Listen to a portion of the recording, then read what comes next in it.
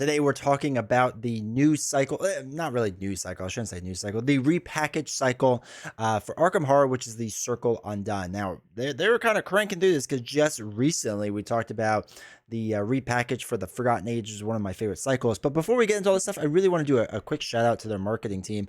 They've been working, right? They've been working. I mean, this is March 9th. They came out with 5 articles in March, and it's only March, 10th, 11th, 10th at this point, which is crazy.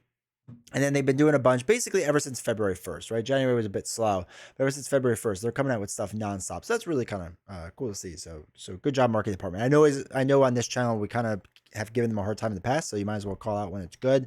I think that's important. So, all right. So the news cycle is the Circle Undone. Now, last video I talked a bit about the Forgotten Age. It's one of my favorite cycles.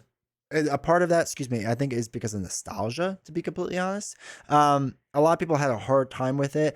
The Circle Undone, I remember trying to solo it, and I didn't really do that great on it, but I did okay. And then eventually I went back and did 2 investigators, which was much better.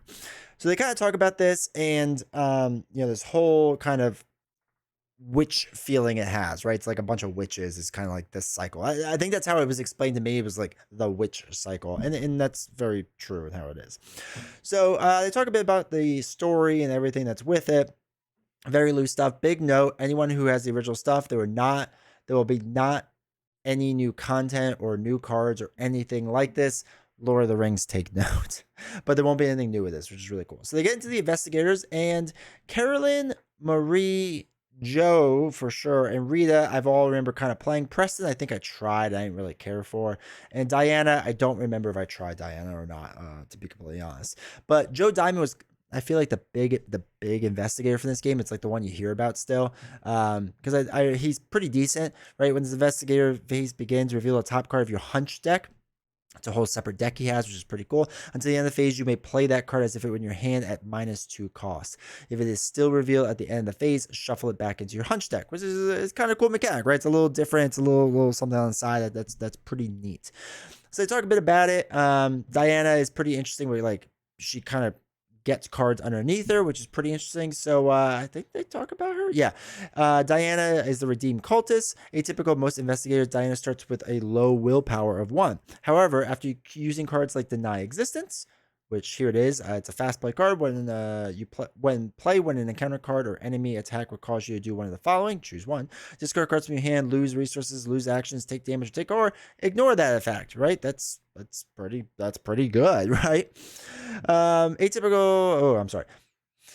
They go into other cards and signature Dark Insight. She can boost her willpower by storing those cards under her investigator card up to a maximum value of 6, which is pretty cool. Then her Twilight Blade in hand, she can use as her boosted willpower to attack enemies and yada yada, which is pretty interesting. Like it's a cool mechanic she's got going on. I remember trying it. I don't know if I ever actually did a whole thing with her yet, but I remember messing around with it. So the other 2 cards the other 2 things they introduced this cycle, which is pretty cool, is the tarot cards and the multi-class cards, right? Multi-class cards are fine. I have never been a big fan of them because I don't get into Arkham Horror as much as other people do. I like Arkham Horror a lot, but I'm not like super deep in it. That I feel like multi-class cards are kind of wasted on me because I'm so focused in on one class. I don't have time to look through the multi-class cards, and that's a more like on me thing, me problem. But I'm not upset that they have them. I think it's pretty cool. But this is the cycle that starts doing that, and to me, like, doesn't make deck building harder. It just makes it like a little more interesting, I guess, in what you can do. Tarot cards are kind of simple. It's just basically another slot you have. So like you have 2 hand slots, a body slot and an ally slot and whatever. Now you have a tarot card spot or slot, which is kind of nice. It can add some different things in the game, which can be useful, right? So they go through the different things, and one of the things they talk about is that the beginning of this game starts with a prologue, and of course I won't spoil anything about it, but it's kind of interesting because you have like a prologue hero that you or investigator, not hero, investigator that you use, and that's how it starts the story, and it kind of like jumps around time right there for a little bit, and it's interesting, right? It's a pretty interesting story overall. Now, the campaign itself, like when you get into the book, this is the old book. Again, it really just shows like the tarot card, the prologue, investigators, and talks a bit about Joe's hunch deck, which I think is worth kind of mentioning a little bit. So as a private eye, Joe has learned to follow his instincts, and therefore he has a separate hunch deck. which is constructed during step 4 of each scenario. The cards in his hunch deck are chosen from Joe's 40 card deck and therefore count towards his total deck size. With the exception of these setup instructions, all references of Joe's deck refers to the investigator, right? So the hunch deck isn't like super complicated or anything to put together. It's actually kind of simple and right to the point.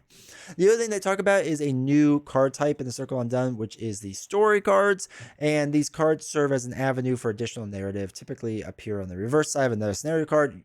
You'll start seeing it here, and you'll see it a lot like throughout the rest of Arkham, because they do a lot of story card stuff, which is good. The rest gets into the story and whatnot. So that's basically it with the whole campaign and what's going on with it. There's not a lot to talk about because, like I said, it's just kind of a repackage. For me, a lot of people ask, especially in our Discord, which now I'm a part of, you should go down there and check out. A lot of people ask like where I kind of rank this. To me, like, it's a fine cycle. It's kind of a forgettable cycle. Like, it's one of those cycles that not a ton stands out in my opinion. But it's not bad, right? It's just like just good, right? It's a good cycle. I don't remember it being overly complicated or difficult or anything like that, which is nice. But I just always kind of felt like it was a fine cycle, right? And it's one I probably will go back and play sometime soon. I gotta do the Forgotten Age as well. And I remember getting a little crazy at the end, especially when I'm kind of scrolling through these notes. I'm like, oh yeah, that's right. I remember the very end. And that got rough, and that wasn't as fun. But I do think it's a fine campaign, right? That's what I'll say about it. It's a fine campaign.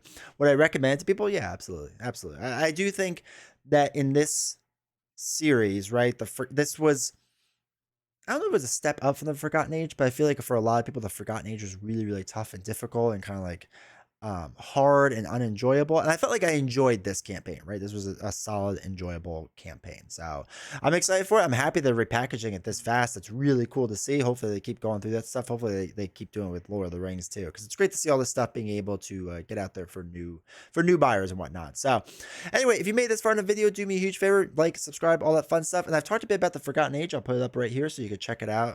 It's kind of the same general gist video. It shows you my overall thoughts and feelings and talks a little bit about why I liked it so much, because I thought it was a pretty cool cycle. So definitely check out that video. See you all next time.